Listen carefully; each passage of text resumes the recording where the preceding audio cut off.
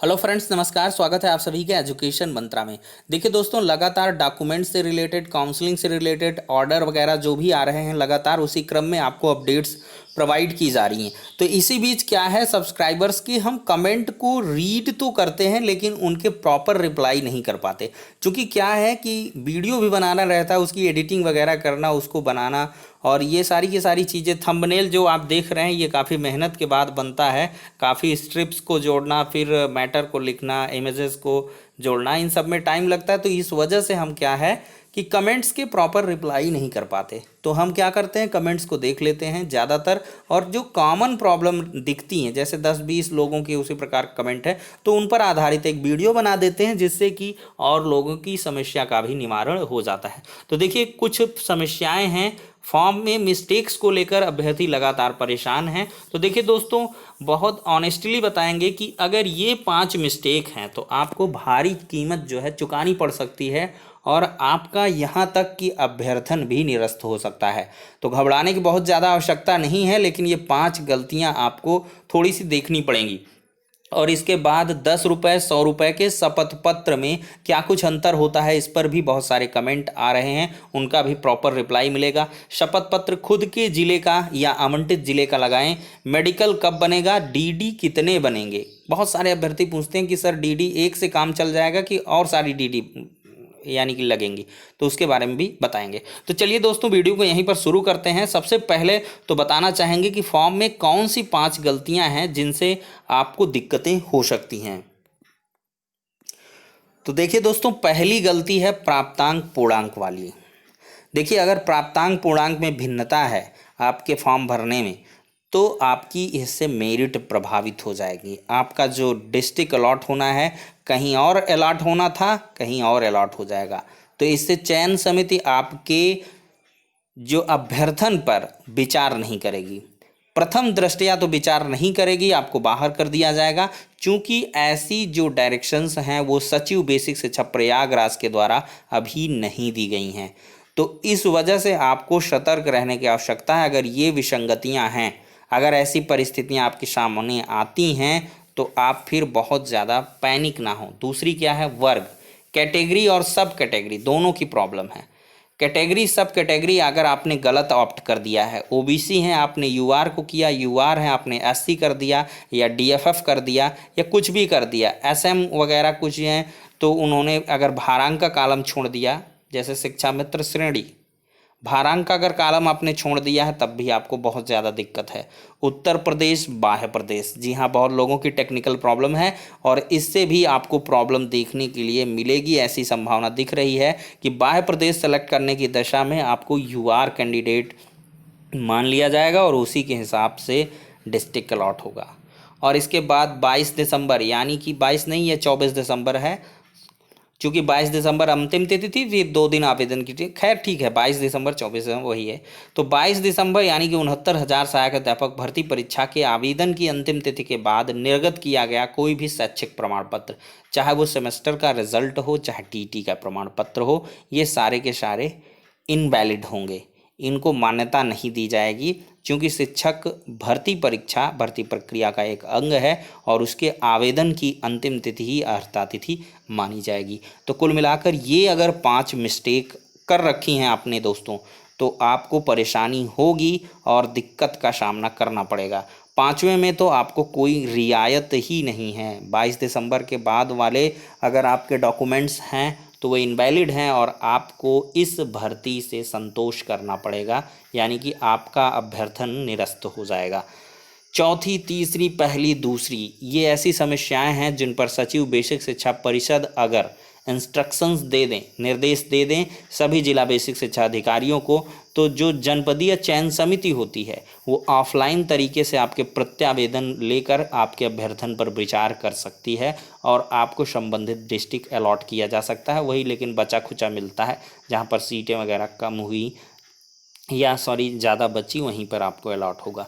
तो इन स्थितियों में 1, 2, 3, 4 वाली स्थितियों में आपको इंतज़ार करना पड़ेगा, और पहली काउंसलिंग में तो बमुश्किल हमें लगता है कि आपको कंसीडर किया जाएगा। शपथ पत्र वगैरह आप दोस्तों बनवा लीजिए, लेकिन काउंसलिंग में ज़रूर जाइए। अब वहाँ क्या कुछ कहते हैं वो स्थितियाँ आप पर निर्भर करेंगी।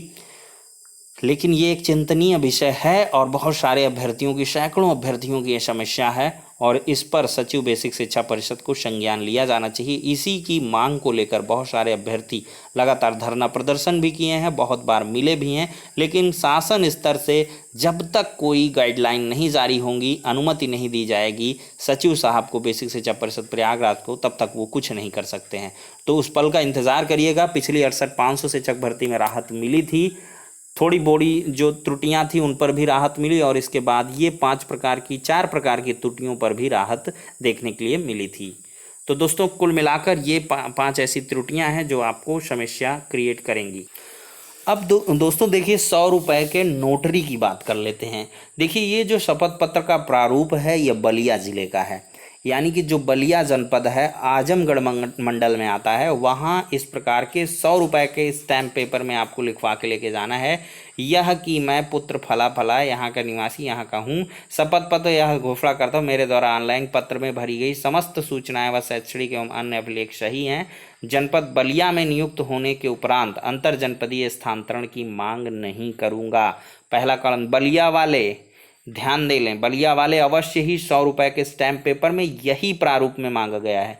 और दूसरे में यह की घोषणा करता हूँ मेरे द्वारा एक से अधिक पत्नियां पति नहीं हैं, जीवित नहीं हैं। तीसरा कि यह की शपथ पूर्वक घोषणा मैं संघ राज्य सरकार किसी स्थानीय प्राधिकरण नियंत्रण के संकाल निष्कासित नहीं है। फिर चौथा है कि व्यक्तिगत जानकारी सब कुछ सही है और प्रतिकूल जांच, मतलब इन्होंने बहुत अच्छा काम किया है। आई अप्रिसिएट दिस कि 4 प्रकार के जो हलफनामे 2-3 प्रकार के बनते, उन्होंने 100 रुपए के स्टैम्प पेपर में अंतर्जनपदीय वाला, एक से अधिक विवाहित पति पत्नी वाला और इसके बाद पूर्णतः अभिलेख जो सही वाला और इसके बाद अंतर्जनपदीय स्थानांतरण वाला, चारों चीज़ों को एक में समाहित कर दिया तो आपका एक स्टैम्प पेपर का खर्चा, 2 स्टैम्प पेपर का खर्चा बच गया। तो कुल मिलाकर दोस्तों 10 रुपये 100 रुपये के स्टैम्प पेपर में अंतर हैं और 10 रुपये के स्टैम्प पेपर में अगर छोटी मोटी त्रुटियां हैं, मान लिया आपके नाम में थोड़ी सी मिस्टेक है, ग्रेजुएशन के हाई स्कूल के प्रमाण पत्र अंक पत्र में जो भरने में मिस्टेक हो गई, या थोड़ा सा एड्रेस वगैरह, home address permanent address change हुआ, विवाहिता अविवाहित का स्टेटस चेंज हुआ, तो इन सारी चीज़ों को आप उसमें 10 रुपये के स्टैम्प पेपर में मेंशन कर दीजिएगा और 100 रुपये वाले में ये सारी की सारी जो चारों चीज़ें हैं, कॉमन चीज़ें हैं, इनको लिख दीजिएगा। तो ये एक प्रॉपर जो अंतर होता है, 100 रुपये के स्टैम्प पेपर में आपको प्रमाण पत्रों का जो सत्यापन का शपथ लेना होता है और इसके साथ ही साथ अंतर जनपदीय तबादले का, चूंकि जो सचिव की विज्ञप्ति निकली उसमें भी 100 रुपये के स्टैम्प पेपर में कहा गया है कि ये चीज़ें लिखवानी की अंतर जनपदीय स्थानांतरण की मांग नहीं करूंगा। चरित्र प्रमाण पत्र का देख लीजिए दोस्तों, ये प्रारूप है, कई प्रारूप निकल के आ रहे हैं, किसी भी प्रारूप में चरित्र बनवा लीजिए कि मैं इनको पिछले इतने मेरी अधिकतम जानकारी और विश्वास की इनका चरित्र उत्तम है, इनके विरुद्ध कोई भी कार्रवाई नहीं की गई जिससे सरकारी या अन्य सरकार के लिए अयोग्य ठहराए। मैं इनके उज्जवल भविष्य की कामना करती हूँ। ठीक है, मेरा संबंध है 10 रुपये के स्टैंप में देखिए बांदा का है, ये बांदा में पिछली भर्ती का है कि शपथ पर उपरोक्त निवासी है और इसके बाद जो है पत्नी नहीं है इनके पास एक से अधिक जीवित, यह शपथ पर किसी तथ्य को छिपाया नहीं गया है। देखिए दोस्तों यहाँ पर ये पति पत्नी वाला कॉलम उसे मात्र जोड़ना है जो विवाहित है, जो अविवाहित है उसको कोई दिक्कत नहीं है, इस कॉलम को विचार में ही नहीं लाना है। अब देखिए दोस्तों और 100 रुपये के स्टैम्प पेपर का प्रारूप कुछ ऐसा है, देख लीजिए इसमें कि इसमें ये है कि प्रमाण पत्रों के बारे में, अंतर्जनपदीय स्थानांतरण के बारे में, 10 रुपये वाले में छोटी मोटी जो त्रुटिवश मिस्टेक हुई हैं उनके लिए जिनसे आपका मेरिट प्रभावित ना हो। एक 100 रुपये का स्टैम्प पेपर ये भी है, मतलब कॉमन जो 100 रुपये का स्टैम्प पेपर, ये 2 प्रारूप, मतलब ये प्रारूप सब में चल रहा कॉमन। अब दोस्तों क्या है कि 10 रुपये 100 रुपये के स्टैम्प पेपर में आप अंतर समझ गए होंगे कि क्या अंतर है दोनों में। अब हम थोड़ा सा चर्चा कर लेते हैं कि शपथ पत्र खुद के ज़िले का हो या आवंटित ज़िले का। देखिए दोस्तों खुद के ज़िले का भी आप बनवा सकते हैं, आवंटित ज़िले का भी, इसमें कोई प्रॉब्लम नहीं है, लेकिन वही कोंचा कांची वाली। कुछ जनपद में क्या है, कहने लगते हैं कि हमें यहीं का स्टैम्प चाहिए, ठीक है, लेकिन ये स्थितियां एक आध जिलों में मिली हैं बमुश्किल, लेकिन और जहाँ जैसे भी है आप कहीं से भी बनवा के लेके जाएंगे तो स्टैम्प पेपर वहाँ का मान लिया जाता, there is no any issue. तो आप बेफिक्र होके अपने जनपद से ही स्टैम्प पेपर अभी से बनवा लीजिए। 100 रुपये और 10 रुपये वाला, 100 रुपये वाले में इस तरह के लिखवाइए, 10 रुपये वाले में उस तरह के लिखवा लीजिए, या अभी थोड़ा सा इंतज़ार कर लीजिए। अभी आवंटित जिला जब आपको आवंटित हो जाए, जैसे अब भाई जिनको बलिया वाले हैं उनको तो मैंने बता ही दिया, अयोध्या वालों को दिखा दिया, इसी प्रकार कुछ जिलों के निकल के आ रहे हैं, और बाकी आप जो है हम बता रहे हैं कि 100 रुपये वाले में वही जो हमने दिखाया कि एजुकेशनल वाला शपथ ले लीजिए, और इसके बाद अंतर्जनपदीय स्थानांतरण वाली, और इसी में अगर पत्नी विवाहित वगैरह हैं तो यही आजम बलिया वाला उसी में मतलब ये भी छपवा लीजिए कि एक से अधिक जीवित पति पत्नियां नहीं। भाई एक लाइन के लिए आप क्या अलग से 10 रुपये करेंगे, ये कर लीजिए। एक 10 रुपये का आपकी जो प्रॉपर समस्याएं हैं, व्यक्तिगत समस्याएं हैं, उनसे रिलेटेड आपने पूर्णांक में मान ली, प्राप्तांक में, या इसके बाद छोटी मोटी जो मिस्टेक सीरियल नंबर ये वो, तो उसको, या गृह जनपद, या जो मतलब समझ रहे हैं शपथ पत्र में ये उल्लिखित कर दें। गृह जनपद की जगह पे किसी ने क्या किया, स्थायी पता सब एक कर दिया, तो वो लोग ऐसी प्रॉब्लम को ऐसे में 2 स्टैम्प पेपर आप ले लें, एक 100 रुपये का, एक 10 रुपये का। सारी चीज़ें अब स्पष्ट हो चुकी हैं। ठीक है दोस्तों, अब कुल मिलाकर अब देखते हैं मेडिकल सर्टिफिकेट। मेडिकल सर्टिफिकेट के बारे में कई बार बताया कि जब आपका जहाँ पे जिला आवंटित होगा वहीं का मेडिकल सर्टिफिकेट लगेगा, लेकिन प्रिकॉशन के लिए आप अभी भी बनवाना चाहें तो बनवा सकते हैं, लेकिन मैं क्लियर हूँ कि जो आवंटित जनपद होगा वहीं को आपका मेडिकल लगेगा, काउंसलिंग में नहीं लगेगा। तो अभी भैया इसकी टेंशन छोड़ो, टेंशन जो है क्या है थोड़ा थोड़ा लो। इसके बाद जो मेडिकल है, कैरेक्टर है, इसकी टेंशन आप बाद में लीजिएगा, काउंसलिंग में ये सब नहीं लगेगा। ठीक है, कितनी डीडी, सिर्फ एक डीडी, एक डिमांड ड्राफ्ट लगेगा, और वो सभी जिलों के लिए मान्य होगा। पहली काउंसलिंग में आप इस डीडी को लगा देंगे, और अगर दूसरी काउंसलिंग होती है, जिसकी संभावना बन रही है कि अवश्य होगी, तो दूसरी काउंसलिंग में आपको फिर से एक डीडी देना पड़ेगा। ये लगभग स्थितियां अभी तक देखने के लिए मिल रही हैं। तो कुल मिलाकर इतना ही इस वीडियो सेशन के माध्यम से। नेक्स्ट वीडियो मिलते हैं, तब तक के लिए शुक्रिया, जय हिंद।